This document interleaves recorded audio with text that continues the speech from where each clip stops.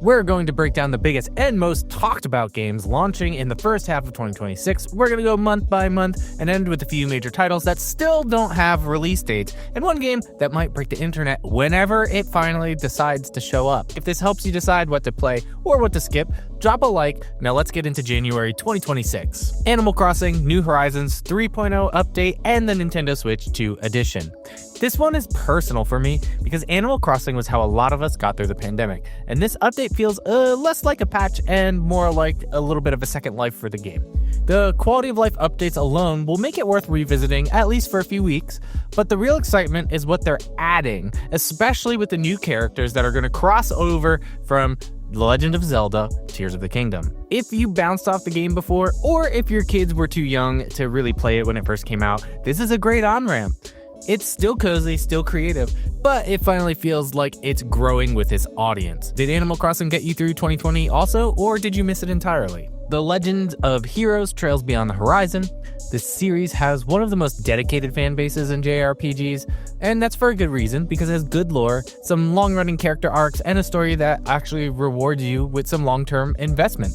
So if you've never tackled a Trails game before, this probably isn't your starting point, but if you have been following the series, this is a major moment. And if you're on the fence, maybe go back and watch a few streamers who have played some of the other ones in the series to see if you're gonna really like this kind of gameplay or not. Highguard is coming out in the beginning of 2026 and is flying a bit under the radar.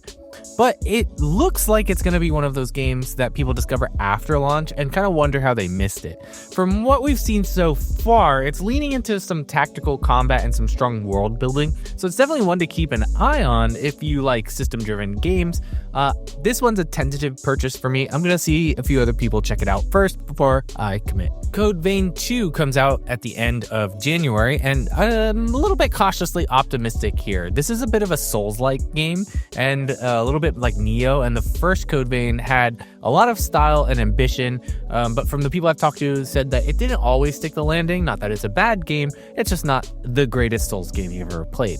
So this sequel, we're hoping, is going to be a little bit more tighter, a little bit better paced, and hopefully that the developers will improve upon some of the first game weaknesses. This could be a surprise hit if it does. A lot of people will actually look over some faux pas when it comes to storytelling, as long as the Souls-like combat is tight. So let me know if you checked out Code Vein 1. Did it click for you, or did you kind of dip from it? Moving into February, Dragon Quest VII Reimagined is going to come out, and it's not going to chase trends. It is going to remake this game, and it's going to be great because it's a Dragon Quest game, and they never miss. So if you like RPGs and JRPGs, but you never played Dragon Quest VII, I would say maybe jump into this one. From everything we've heard, the remake is going to keep the charm, the pacing, and the heart of the original. It's going to make it look a little bit more updated in terms of graphics. That being said, I do have a soft spot for pixel art, and I don't mind as long as the gameplay is good. But if you want a straightforward, solid RPG, jump into this one. It's always easy for me to recommend Dragon Quest games to anybody. My Hero Academia, All's Justice. So anime arena fighters live or die on feel, and this one is looking like it's leaning harder into cinematic combat than like the button mashing chaos or the things that you have to get really, really good at and learn how to counter and all that other stuff to kind of get into a game. I'm personally not into My Hero Academia all that much, or fighting games for that matter, but if you're already a fan of My Hero, this is an easy win. If not, this probably won't convert you to fighting games or to the anime, so this is really just one for fans or people who love fighting games. Neo 3 comes out in February 2026, and this is for a very unique type of player, and that's a very good thing because Neo isn't trying to make itself something that's easy to jump into. The Neo series is known for being tough as nails and being combat driven, and you need to develop skills. You can't just cheese your way through it. You need to master their systems, and they expect you to do that to progress through the games. So if that sounds exhausting, then you probably know this isn't for you, but if this sounds exciting and you missed the other Neo games, jump into this. I'm gonna be honest here, High on Life wasn't really for me. It was funny at first, but the jokes kind of got old. I'm not really into that style of humor, but it does look like it's refining things a little bit and tightening the gameplay. And hopefully it's gonna balance the comedy so it enhances the experience instead of just like being like a comedy show that you happen to kind of like shoot some guns while watching. If you don't know what High on Life is, it's just like an absurdist take on like alien first-person shooter. Everyone's like kind of like cracking jokes and There's a lot of meta references and things like that. So if that's your style of humor and you like Rick and Morty and things like that, this is going to be for you. This feels like a crossroads moment for Resident Evil. There are so many long-running story threads that need to come together here because they've shown us in the trailers that there's a lot of reoccurring characters. And the hope is that Requiem moves the larger world forward instead of resetting things once again. 7 and 8 were great games, and they kind of got back to the core gameplay elements of what makes a Resident Evil game Resident Evil. So if they balance nostalgia with genuinely new experiences and avoid the kind of narrative mess that the movies fell into, this could be one of the most important Resident Evil games in terms of how the lore and the story moves along that we have had in years. Launching into March, we have Pokopia, the new Pokemon game. Pokopia looks like it's aiming to be a cozy escape, and that's not a bad thing. At a glance, it kind of has all the ingredients that you need: colorful environments, relaxed pacing, and the kind of low-pressure gameplay that makes you want to unwind rather than min-maxing. The big question I have for this is depth. So customization in town building games is everything, and if Pokopia gives players meaningful control about how their town grows and it's not just formulaic, how Pokemon interact with the space, and how much personality you can inject into this world, I really think that this is going to be something special. But we know that the Pokemon company doesn't like to let people get too customizey with their Pokemon. And my concern is that it might skew too safe. If customization is shallow or if it feels overly guiding, it risks feeling like an introduction rather than a fully realized experience. That said, if this does end up being someone's first town builder and it clicks with them, it could open the door to deeper games in the genre, and that's actually a win. And I saw a bunch of Garbodors running around, and I love those little weirdos. So, do you want Pokemon games to stay cozy, or do you want them to get pushed into deeper systems? Let me know in the comments. Solasta 2. If you enjoy tabletop-style RPGs where decisions actually matter, then Solasta 2 is actually going to be one of the most exciting games for you this month. It's not super flashy, but it's thoughtful, strategic, and it's very rewarding if you like player-driven stories. So check out Solasta 2, and if you're on the fence and some of these terms that I talked about seem a little foreign to you, watch a few people stream it first and then hop in. Crimson Desert is one of the biggest question marks of the year. It looks incredible, has a huge scale, it looks like the combat is really cinematic, and these kind of systems that seem to be very ambitious. But ambition does cut both ways, and if everything comes together, this could be massive. If not, it might struggle under its own weight. I don't like to see developers flop. I want and I hope that games will be very great and that people will give them an honest shot.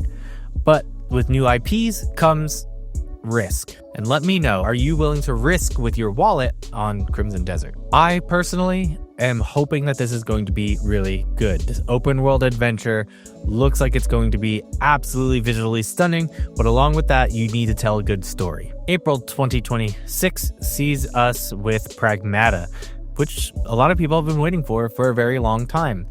Pragmata continues to be mysterious, atmospheric, and unlike anything else on the calendar.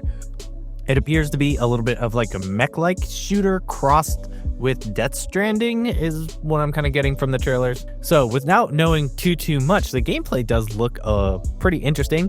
I don't know why this little girl is being carried into battle with what looks like some like AI monsters, but hey, we'll find out on April 24th. May 2026, 007 First Light. I have very fond memories of the N64 and GameCube Bond games, and this one has a lot riding on it. If they capture the tension, pacing, and creativity that made those games memorable, this could be a standout. If not, it risks feeling like a generic stealth shooter wearing a tuxedo, so I really hope that they have a little bit of fun with this game, but also tell a compelling story. And that's a lot, and it needs to be carried by that because there is no multiplayer in this game. And so for those of you who grew up playing those James Bond games like me, that's a little bit of a bummer moment. But let me know, are you gonna suit up for this one or not? Lego Batman, Legacy of the Dark Knight. I play Lego games with my daughter all the time, and what I love most about them is that it offers deep cuts, the jokes and references that reward adults and longtime fans that sometimes go over little kids' heads. The gameplay in the Lego games is super simple, and if Lego Batman leans into that same playful attention to detail, this could be one of the best family-friendly games of the year. So if you love Lego, or you love Batman, or you're looking for a game to play with your whole family, and a game that's not too challenging for the littlest gamers in your household, then I would definitely say check out Lego Batman. To be announced games that are likely heading into fall 2026, so these are going to be some quick hits. Fable. I have huge expectations. I'm very cautiously optimistic about this. It has been in development purgatory for years and years and years. I'm really hoping that they capture the magic and the feeling of the original. I loved just the variety and like how all of the different choices you made in the original Fable games affected pretty much everything you did. And I really, really hope that we kind of like get that back from the new Fable. Marvel's Wolverine doesn't have a release date yet, but it does have enormous potential and a real challenge to overcome in my mind. Wolverine is brutal, he's fast, and he's pretty much indestructible, which translating that into gameplay while maintaining some narrative-driven tension isn't easy. If healing is unlimited, danger kind of disappears, so do all of the stakes, and if it's too restricted, the character loses what kind of like makes him Wolverine, as being this tanky little like furious ball of energy. And so the key to this will be how the game creates its stakes, like I said before. Smart enemy design, meaningful consequences, and like a story that acknowledges Wolverine's healing factor rather than ignoring it or using it as a scapegoat to be like, and somehow he magically survived. And here's a question for you. How do you think a game about Wolverine should handle his healing factor in a way that doesn't make the story feel cheap or the gameplay feel cheap or incongruent with each other? Gears of War E-Day. This one looks like it's going to be nostalgia done right. That's what I'm hoping for, and I really hope that it caters to those of us who were in high school when Gears of War came out and we got sucked into shooting people with our chainsaw. Marvel 1943 Rise of Hydra. This one could be pretty good, it could be pretty bad. A lot of the Marvel games have been hit or miss. So again, cautiously optimistic, and I want this one to do really well, but it looks pretty interesting, and it looks like we're going to get some Captain America background in this as well. Control Resonant. If it builds on Control's world, I'm in, and if you haven't played Control, go play Control. It's that good. It's one of those like, hey, you haven't played that? Why not? Go do it. And then there's Grand Theft Auto 6. It's been in development for forever. Expectations are impossible, and it cannot afford to be a broken launch, especially not in a post-cyberpunk world. I do trust Rockstar to stick the landing. I just don't trust that November release date. If it slips again into maybe 2027, I wouldn't even be surprised at all, because we know Rockstar likes to take its times with its games, so it's nothing is really messed up in any way, shape, or form on launch day. Those are some of the biggest movers and shakers in the video game world that are coming out in the first half of 2026, as well as some that have to be announced release dates that are probably coming later in the fall. Let me know which one of these games you are most excited for and which one of these games you are least excited for in the comments. The video is now over. Please hit that subscribe button. Goodbye.